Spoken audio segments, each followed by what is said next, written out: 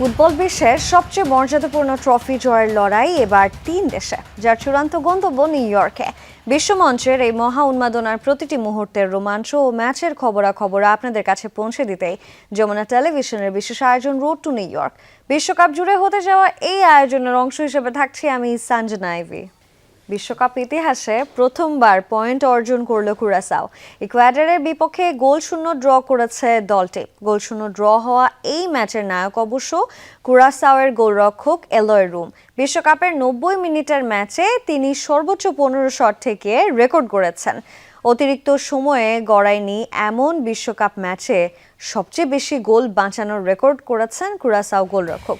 এদিকে রাতের ম্যাচে শেষ মুহূর্তের গোলে 2-1 ব্যবধানে আইভরি কোস্টের হৃদয় ভাঙল জার্মানি। ডেনিস উন্দাভের জোড়া গোলে দীর্ঘ এক যুগের অপেক্ষার পর বিশ্বকাপের নকআউট পর্বে উঠল 4 বারের বিশ্ব চ্যাম্পিয়নরা। অনেক তো এক্সাইটিং অনেক ম্যাচ ছিল রাতে। জার্মানির ম্যাচ ছিল এবং কুরাসাওর ম্যাচটাও কিন্তু আসলে খুব বেশি এক্সাইটেড ছিল। কুরাসাওর গোলরক্ষক যেভাবে সেভ করেছেন গোলগুলো। এনিওয়েজ, এই পর্যায়ে আমাদের সঙ্গে কিন্তু আসলে এই সব ম্যাচগুলো নিয়ে বিস্তারিত আলোচনা করার জন্য এই পর্যায়ে যুক্ত হবেন আমার সহকর্মী এবং স্পেশাল করেসপন্ডেন্ট হাসানুর রহমান। হাসানুর, এক যুগ পর নকআউট নিশ্চিত হলো জার্মানির। যদিও গতকাল প্রেডিক্ট করেছিলেন আইভরি কোস্ট কঠিন প্রতিপক্ষ, সেটা তো আমরা ম্যাচেই দেখেছি। ওভারঅল আপনার কাছে ম্যাচটা কেমন লেগেছে? জার্মানি ডমিনেট করেছে, তবে যেটা আমি এক্সপেক্ট করেছিলাম যে জার্মানি এবং আইভরি কোস্টের লড়াইটা জমজমাট হবে, কেননা আইভরি কোস্টের মিডফিল্ড কিন্তু খুব শক্তিশালী এবং তারা ফরমেশনটাও সাজিয়েছিল মিডফিল্ডে জোর দিয়েই। এবং আমার মনে হয় জার্মানিও ভালো লড়াই করেছে এবং বিশেষ করে নাগেলসম্যানকে কৃতিত্ব দিতে হবে। তিনি সেকেন্ড হাফের শেষ দিকে যেভাবে টেকনিক্যালি 2-3টা চেঞ্জ করিয়ে ম্যাচের রেজাল্টটা নিজের পক্ষে নিয়ে এসেছে, সেটা তাকে সাধুবাদ দিতে হবে। আমরা একটু দেখতে চাই ম্যাচের পরিসংখ্যাটা কেমন ছিল। দর্শক, জার্মানি তো অবশ্যই ডমিনেট করেছে ম্যাচ জুড়ে, আমরা সেটা একটু দেখাই। আমাদের একটা পরিসংখ্যান আছে যে জার্মানি আইভরি কোস্ট ম্যাচে আমরা যদি বল পজিশনের দিকে তাকাই, অবশ্যই জার্মানি ডমিনেট করছে 60-40 ব্যবধানে এগিয়ে। টোটাল শটসের ক্ষেত্রেও তারা এগিয়ে ছিল। পাসেসের ক্ষেত্রে জার্মানি সবচেয়ে বেশি এগিয়ে ছিল। 624টা পাস নিয়েছে জার্মানি, পক্ষান্তরে আইভরি কোস্টের পাস ছিল 431টা এবং টোটাল ট্যাকেলসের ক্ষেত্রেও জার্মানির 26 এবং আইভরি কোস্ট 20টা ছিল। তো এটা আসলে অনুমেয় ছিল জার্মানি ডমিনেট করবে, তবে আইভরি কোস্ট সহজে যে গোল হজম করবে না। এর আগের ম্যাচে তারা যেভাবে 7টা গোল দিয়েছিল সেটা হবে না এবং সেটা হয়নি, এবং জার্মানি খুব ডিজার্ভিং টিম হিসেবে আসলে জিতেছে। আমরা আরও কিছু আমাদের কাছে তথ্য আছে, আমরা একটু দেখাতে চাই যে আসলে জার্মানি কীভাবে অ্যাটাকে গিয়েছিল, কীভাবে স্ট্রাগল করেছিল, সেই স্ট্যাটটা একটু দেখাতে চাই। এখানে পিরামিড শেপের যে উপরে লম্বা শেপগুলো আছে সেগুলো উপরেরটা হচ্ছে জার্মানির অ্যাটাক, নিচেরটা আইভরি কোস্টের। প্রথমার্ধে যেমনটা আমি বলছিলাম যে প্রথমার্ধে কিন্তু আইভরি কোস্ট একটা গোলও আদায় করেছে এবং আক্রমণের সংখ্যার সুযোগ আপনি যদি দেখেন আইভরি কোস্ট বেশি আদায় করেছে। এবং দ্বিতীয়ার্ধের 60 মিনিটে যখন উন্দাভ সহ আরও বেশ কয়েকটি 3-4টি পরিবর্তন নিয়ে আসেন আসলে জার্মানি কোচ নাগেলসম্যান, তখনই আসলে ম্যাচের গতিপথটা পাল্টে যায়। উন্দাভ নিজে 2টি গোল করেছেন এবং আপনি যদি দেখে থাকেন যে তাদের আক্রমণের সংখ্যা কীভাবে বেড়েছে এবং ইনজুরি টাইমে তারা গোল আদায় করে আসলে ম্যাচে সমতা নিয়ে এসেছে। তো এটাই ছিল আমার কাছে মোটামুটি জার্মানির ম্যাচ নিয়ে অ্যানালাইসিস। এরপর আমরা নিশ্চয়ই আরও পারফরমেন্স ও ডিটেইলে আলোচনা করব। একদমই তাই। হাসানুর, আসলে এই ম্যাচে আপনার চোখে কার খেলা সবচাইতে বেশি ভালো লেগেছে বা কোন প্লেয়ারকে আপনি এগিয়ে রাখবেন? হ্যাঁ, আমি যেমনটা বলছিলাম যে সুপার সাব উন্দাভ, তিনি কিন্তু এর আগের ম্যাচেও সাবস্টিটিউট নেমে গোল করেছিলেন। আমি একটু বলতে চাই, ইনি স্টুটগার্টে খেলেন, দারুণ একটা মৌসুম পার করেছেন। গত মৌসুম বা যেই বিশ্বকাপের আগের মৌসুম তিনি 26টি গোল করেছেন। বোঝাই যায় তিনি কেমন ভালো ফর্মে আছেন এবং অনেকেই বলে থাকেন যে আসলে তাকে স্টার্টিং লাইন আপে নিয়ে আসা উচিত। ইভেন প্রথম ম্যাচে যদিও ভালো করেছিল জার্মানি, তারপরেও এই দাবিটা কিন্তু আছে। আমরা একটু দেখতে চাই যে আসলে উন্দাভের পারফরমেন্সটা কেমন ছিল। আমাদের কাছে কিছু তথ্য আছে, আমরা একটু দেখাবো দর্শকদেরকে যে উন্দাভের পারফরমেন্সটা কেমন ছিল। তিনি ম্যাচ সেরাও হয়েছেন, আমার দৃষ্টিতেও তিনি সেরা পারফর্মার ছিলেন। তিনি মোট 30 মিনিট খেলেছেন। তিনি 60 মিনিটে তাকে খুব সম্ভবত, আমি যদি ভুল না করি, জামাল মুসিয়ালার পরিবর্তে সাবস্টিটিউট করা হয় এবং 30 মিনিট খেলেই তিনি 2টি গোল করেছেন, শট অন টার্গেট নিয়েছেন 3টি, টাচেস করেছেন 12টি এবং বেঞ্চ থেকে এসে যেমনটা বলছিলাম তিনি প্রথম ম্যাচও গোল করেছিলেন, এ ম্যাচও গোল করেছেন। তো সব মিলিয়ে উন্দাভের পারফরমেন্সটা অসাধারণ ছিল। তারপরে আমি মনে করব যে জার্মানির কোচ হ্যাভার্টসের উপরে আস্থা রাখবেন, তিনি স্টার্টিং লাইন আপে থাকবেন, কেননা নাগেলসম্যান একটু ফলস 9 খেলাতে পছন্দ করেন। উন্দাভ একদম প্রপার নাম্বার 9, তিনি ক্লিনিক্যাল, খুব ভালো ফিনিশিং করেন, সেইভাবে ট্র্যাক ব্যাক করেন না। সেই জায়গা থেকে হয়তো কাই হ্যাভার্টসের উপরে আস্থা রাখা হবে এবং হ্যাভার্টস কিন্তু ভালো করেছে। আমরা আরও কিছু তথ্য আছে যদি দর্শকদের একটু দেখাতে চাই। জার্মানি এবং পুরো দলের আমাদের টিম রেটিং আছে। ওভারঅল আমরা তো উন্দাবের পারফরমেন্সটা বললাম, বাকি যারা আছে তারা কেমন পারফরমেন্স করেছিল। ফার্স্ট হাফে দেখবেন এই ম্যাচে কাই হ্যাভার্টস এবং জামাল মুসিয়ালা দুই কি পারফর্মার কিন্তু এই ম্যাচে অতটা ভালো জ্বলে উঠতে পারেনি। গত ম্যাচে তাদের স্টার পারফর্মার ছিল এবং ফ্লোরিয়ান ভির্টস ভালো করেছেন। শুধু আমরা যদি আক্রমণ ভাগের কথা বলি, লিরয় সানের পারফরমেন্সটাও ততটা ভালো ছিল না। নেমেচা ভালো করেছেন, গত ম্যাচেও তিনি ভালো করেছিলেন এবং জনাথন থার তিনি ভালো করেছিলেন ডিফেন্সে এবং জশুয়া কিমিক তিনিও ভালো করেছেন এবং ব্রাউনও ভালো করেছেন। তো এটাই ছিল মোটামুটি আমার কাছে টিম রেটিং। জার্মানির রেটিংটা তো এই ধরনেরই আসলে। গত রাতের ম্যাচে আসলে সুইডেনকে 5-1 গোলে বিধ্বস্ত করেছিল নেদারল্যান্ডস। এই ম্যাচটা আপনি কেমন উপভোগ করেছেন? হ্যাঁ, নেদারল্যান্ডসের ম্যাচটা অবশ্যই ভালো হয়েছে। নেদারল্যান্ডস ভালো পারফরমেন্স করেছে। নেদারল্যান্ডস বড় জয় পাওয়ার কথাই ছিল এবং তবে জয়টা এত বড় মার্জিনে হবে সেটা নিশ্চয়ই অনেকে কল্পনা করেনি। আমরা একটু এই ম্যাচের অ্যানালিসিসটা দেখাতে চাই। তবে দর্শকদের একটা জিনিস বলে রাখি, স্কোর লাইনটা যত বড় ছিল নেদারল্যান্ডসের পারফরমেন্স কিন্তু ততটাও ডমিনেটিং ছিল না। সেই জায়গাতেই আমরা যদি বলি যে গোল কিছুটা তারা বেশি পেয়েছে, সুইডেন কিছুটা আনলাকি ছিল, আরও অন্তত 2-3টি গোল তারা পেতে পারতো। আমাদের স্ট্যাটিস্টিক্সটা এখানে আছে। বল পজিশন যদি আমরা দেখি, নেদারল্যান্ডস 51% বল পজিশনে ছিল, 49% সুইডেন ছিল এবং টোটাল শর্টসের মধ্যে 10টা এবং 16টা। আপনি যদি দেখেন শর্টসের কিন্তু সুইডেন এগিয়ে ছিল। সুইডেন 16টা শট নিয়েছে, নেদারল্যান্ডস 10টা নিয়েছে। পাসেসের ক্ষেত্রে খুব কাছাকাছি, নেদারল্যান্ডসের 449টা এবং সুইডেনের 425টা শট। গোলকিপার সেভের ক্ষেত্রে আমি যদি বলি যে নেদারল্যান্ডস গোলকিপারই আসলে বঞ্চিত করেছে সুইডেনকে। সুইডেন আসলে 7টা শট রুখে দিয়েছে সুইডেনের নেদারল্যান্ডসের গোলকিপার। পক্ষান্তরে সুইডিশ গোলকিপার 2টি শট সেভ করেছে। সেই দিক থেকে আমরা যদি বলি আসলে এই জায়গায় আরও গোল পাওয়া উচিত ছিল সুইডেনের। তবে নেদারল্যান্ডস ডিজার্ভিং টিম হিসেবেই জিতেছে। তো গোল ব্যবধানটা আরেকটু হলে ভালো হতো। সমানে সমান একটা ম্যাচ হয়েছিল, কিন্তু আসলে সুইডেন গোল আরও পাওয়া আসলে উচিত ছিল সুইডেনের।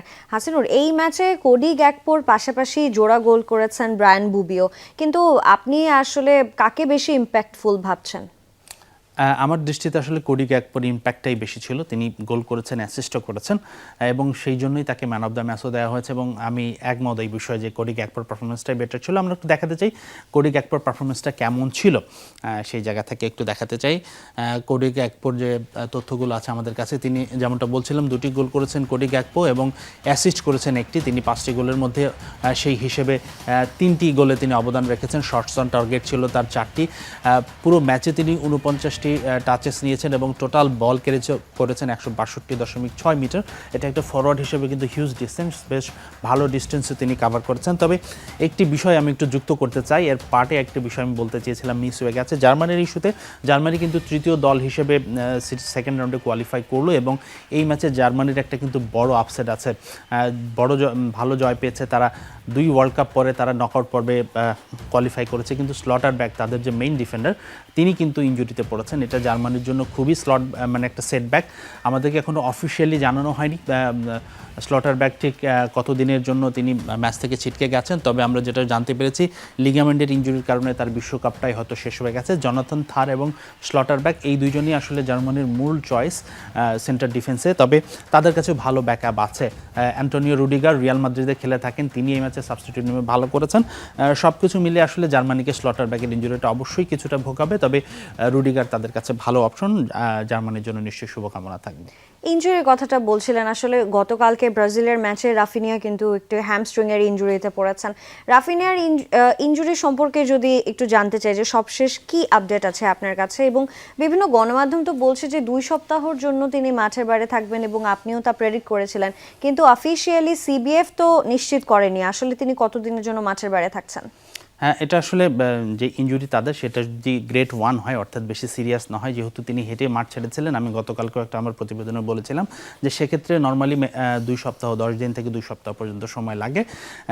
ব্রাজিল অফিসিয়ালি জানিয়েছে তারা দ্রুত তার ফেরার অপেক্ষা করছে, কিন্তু আনঅফিসিয়াল সূত্রে আমরা জানছি যে অন্তত 2টি ম্যাচ তিনি মিস করতে পারেন এবং সেক্ষেত্রে ব্রাজিল যে পরিষ্কার করছে না, 2টি ম্যাচের কথা বলছে না বা 14 দিনের কথা বলছে না, সেই জায়গাটায় একটা ধোঁয়াশা তৈরি হচ্ছে। আমি যদি ইয়েস স্পেনও দেখি যে তারাও বলছে একটা আনসার্টেনিটি রয়ে গেছে, অনিশ্চয়তা রয়ে গেছে। তো আমরা যদি দেখি যে ব্রাজিলের এই টিমটা কিন্তু এবার দর্শক খুবই আনলাকি, প্রচুর ইনজুরি। আমরা একটু দেখাতে চাই ছবি কারা কারা ইনজুরিতে আছে, নিশ্চয়ই অনেকে জানেন যারা ব্রাজিলের খোঁজ খবর রাখেন। রাফিনিয়ার আগে জাস্ট ওয়েসলি ইনজুরিতে পড়েছেন, আমরা যে সবশেষ একদম বাম পাশের ছবিটাতে দেখি, এর আগে 3 জন আসলে ইনজুরির কারণে ব্রাজিলের কি প্লেয়ার এলডার মিলিতাও ডিফেন্সে ব্রাজিলের আনচেলত্তির নাম্বার 1 চয়েসের মধ্যে একজন ছিল। এস্তেভাও খুবই গুরুত্বপূর্ণ একজন ফরওয়ার্ড ছিল ব্রাজিলের জন্য। ব্রাজিল যে স্ট্রাইকিংয়ে ভুগছিল, ম্যাথিউস কুনিয়ার একজন ভালো সাবস্টিটিউট হতেন কিন্তু, বা নাম্বার 1 চয়েসও হতেন চেলসির এস্তেভাও, এবং রদ্রিগো রিয়াল মাদ্রিদ যে খেলেন। এই 4 জন কিন্তু অলরেডি ইনজুরিতে আছে যারা ব্রাজিলের ফার্স্ট চয়েস ছিল, এবং সেই জায়গা থেকেই আবার রাফিনিয়া এখন ইনজুরিতে। মোট আমরা বলতে পারি 5 জন ফুটবলার ইনজুরিতে, নেইমার তো ইনজুরি ক্যারি করছিলেনই।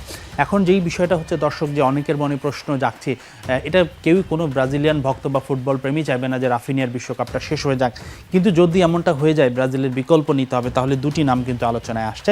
আমরা একটু দেখাতে চাই প্রথম নামটি জোয়াও পেদ্রো। আসলে জোয়াও পেদ্রো বিশ্বকাপের আগে আনচেলত্তি যে 5টি ম্যাচ খেলিয়েছেন, 5টিতেই তিনি স্টার্টার ছিলেন।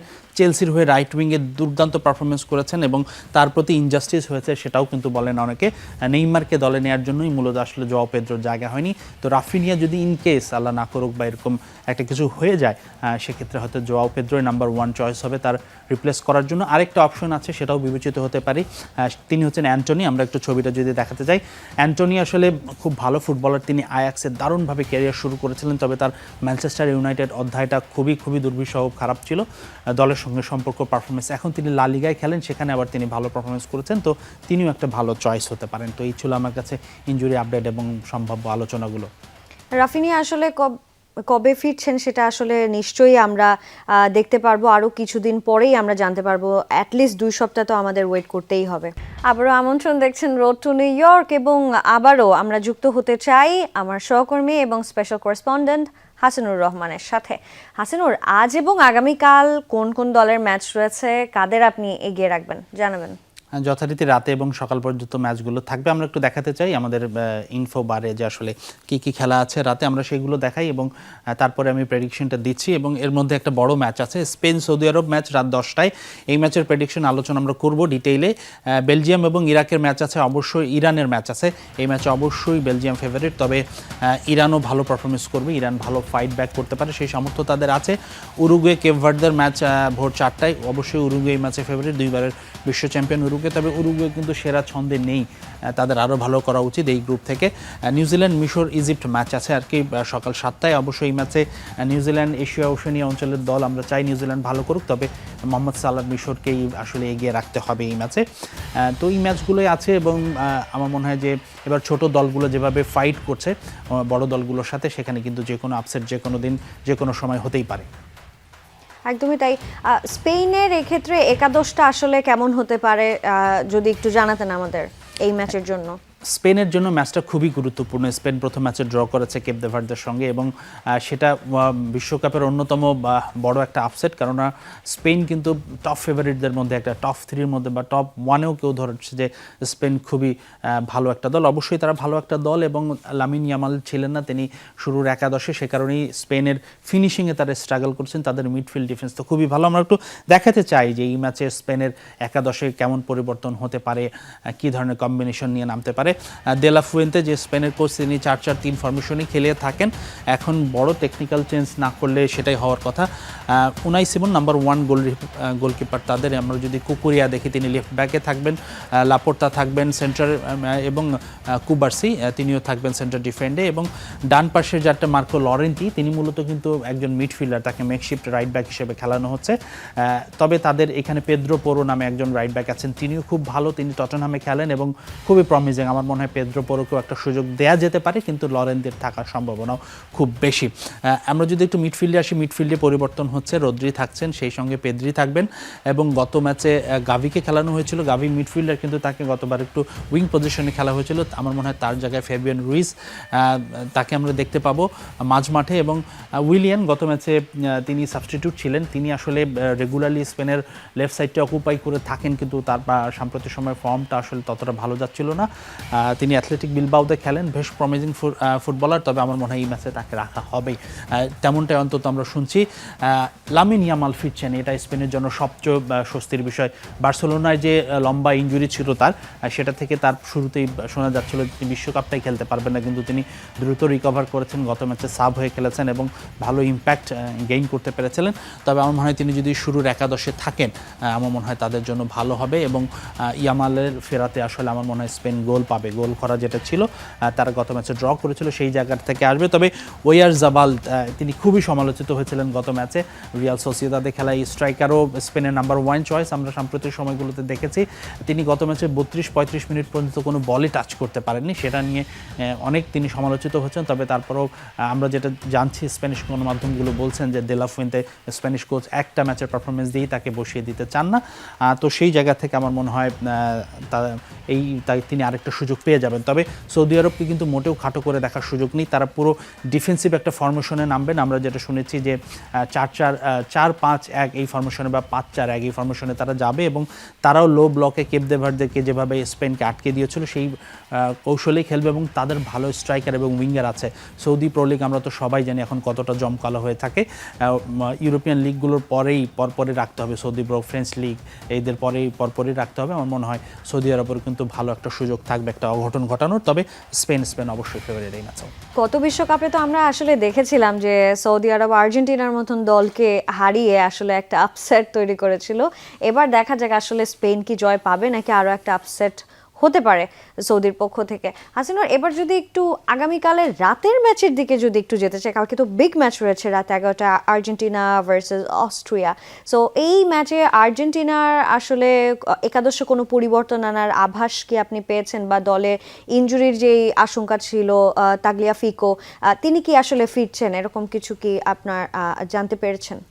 ইনজুরিতে আর্জেন্টিনার একাদশে বেশ কিছু পরিবর্তন আসবে। আমার মনে হয় সহকর্মী মুজনিবিন তার একটা প্রতিবেদন আছে, তিনি যেহেতু যুক্তরাষ্ট্রে আছেন তিনি বিষয়টা জানাবেন। তবে তেগলিফিয়াকো ফিট হয়েছেন সেটা বলতে পারি, এবং গঞ্জালো মনিলা যিনি সাবস্টিটিউট হিসেবে নেমেছিলেন তিনিও ফিট আছেন।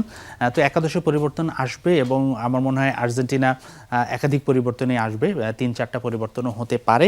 সেই জায়গাগুলো ডিটেল আমরা মুজনিবিন তারেকের রিপোর্টে দেখব বা তার প্রতিবেদনটিতে দেখব। তবে একটা বিষয়, অস্ট্রিয়া কিছুটা কঠিন প্রতিপক্ষ হবে আলজেরিয়ার বিপক্ষে, ইউরোপিয়ান দল, ডিফেন্স শক্তি রেখে খেলতে পারে এবং তারা খুব ফিজিক্যাল একটা দল। তাদের বেশ কিছু হাইটেড প্লেয়ার আছে যেটা আর্জেন্টিনার জন্য সেটব্যাক হবে, বিশেষ করে সেট পিস যখন হবে সেই জায়গাটার ক্ষেত্রে। এবং আরেকটা জিনিস আমি একটু যুক্ত করতে চাই, এবার কিলিয়ান এমবাপ্পে এবং ফ্রান্স কিন্তু কিছুটা আনলাকি এই অর্থেই বলবো যে যেদিন করে আর্জেন্টিনার খেলা থাকে সেদিন করে আসলে ফ্রান্সের খেলাও থাকছে।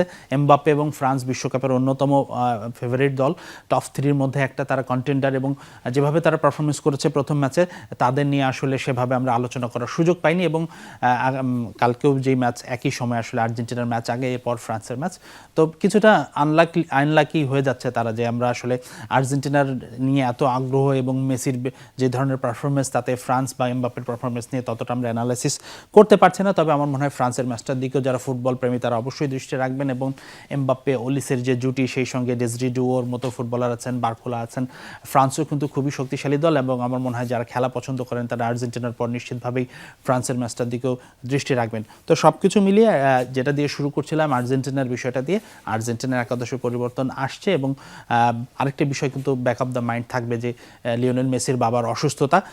তো তার বাবা যদি সুস্থ থাকেন সেটা মেসির জন্য ভালো হবে, তিনি আরও মনোনিবেশ করে খেলতে পারবেন। তো নিশ্চিতভাবে আর্জেন্টাইন সমর্থক তো বটেই, সবাই নিশ্চয়ই মেসির বাবার জন্য দোয়া করবেন। জর্জ মেসি, আশা অনেক শুভকামনা এবং তার সুস্থতা কামনা থাকবে অবশ্যই।